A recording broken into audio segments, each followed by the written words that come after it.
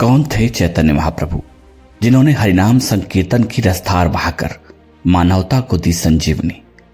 वह संत जिन्होंने हरिनाम संकीर्तन से समाज को दिखाई दिशा। इस्लाम के भारत पर आक्रमण के साथ ही सनातन धर्मस्थलों, मठ, मंदिरों और गुरुकुलों का विध्वंस प्रारंभ हो गया था।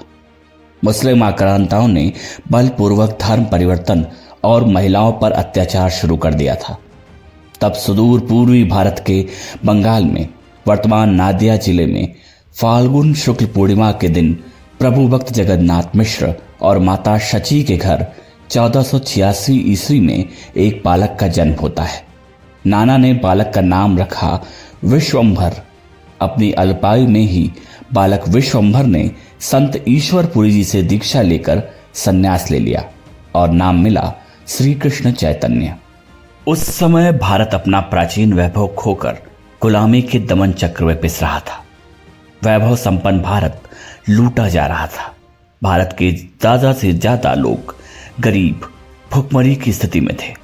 ऊंच नीच, जात पात और धार्मिक आडंबर समाज को खोखला कर रहा था। ऐसे में श्री कृष्ण की भक्ति में आखंड डूबे चैतन्य महाप्रभु ने श्री कृष्ण भक्ति की अविरल धारा से लोगों के सामाजिक एवं धार्मिक जीवन में क्रांति का शंखनाद किया। श्री कृष्ण की चेतन लीला को भक्ति रस के माध्यम से राष्ट्र के एक एक व्यक्ति तक पहुंचाने का काम किया। वृंदावन को नवजीवन देने में चैतन्य महाप्रभु का विशेष योगदान रहा। यदि चैतन्य महाप्रभु ना होते तो शायद वृंदावन इतिहास के पन्नों में लुप्त हो गया होता। इसके लिए उनके योगदानों को भुलाया नहीं जा सकता। इसके साथ ही श्री जगन्नाथपुरी धाम की विश्व प्रसिद्ध रथ यात्रा को सांस्कृतिक और सामाजिक रूप से प्रतिष्ठित करने वाले चैतन्य महाप्रभु ने इस यात्रा के माध्यम से भगवान को मंदिर से बाहर भक्तों के बीच ला खड़ा किया और हरे कृष्ण हरे राम जैसे सरल मंत्र से लोगों के हृदय में भगवान कृष्ण और भगवान राम के प्रति अपार श्रद्धा और निष्ठा का भाव जागृत किया। चैतन्य महाप्रभु के द्वारा प्रारंभ किया गया श्री कृष्ण भक्ति का आंदोलन वर्तमान में संपूर्ण विश्व में इस्कॉन के रूप में दिखाई देता है। चैतन्य महाप्रभु का मानना था कि तथाकथित बड़े कुल में जन्म लेने से ही कोई बड़ा नहीं होता।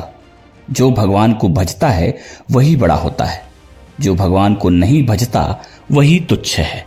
उस समय के सामाजिक स्थिति का बोध करते हुए उन्होंने संपूर्ण भारत में परिभ्रमण कर वैष्णव भक्ति आंदोलन का प्रचार प्रसार किया। जब वर्ण मतांतरण के द्वारा हिंदू से मुस्लिम बने लोगों को उन्होंने पुनः हिंदू धर्म में दीक्षित किया और तत्कालीन समाज में घर वापसी का मार्ग प्रशस्त किया। श्री कृष्ण चैतन्य महाप्रभु का प्रेम ऐसा था कि अनेक मुस्लिमों ने भी उनसे दीक्षा प्राप्त की और वैष्णव धर्म में दीक्षित हुए। संत रामकृष्ण परमहंस और उनके शिष्य स्वामी विवेकानंद ने भी प्रभु के प्रति प्रेम भाव और संकीर्तन चैतन्य महाप्रभु की प्रेरणा से ही पाया था। इसके साथ ही पूर्वांचल की पर्वत श्रृंखला में रहने वाले वनवासियों को हिंदू समाज की मूल धारा में लाने का महत्वपूर्ण कार्य भी श्री चैतन्य देव के गुसाई शिष्यों द्वारा संपन्न किया गया। सभी को अपने में समेट लेने की पावन परंपरा को पुनर्जीवित करने वाले चैतन्य महाप्रभु को सादर नमन।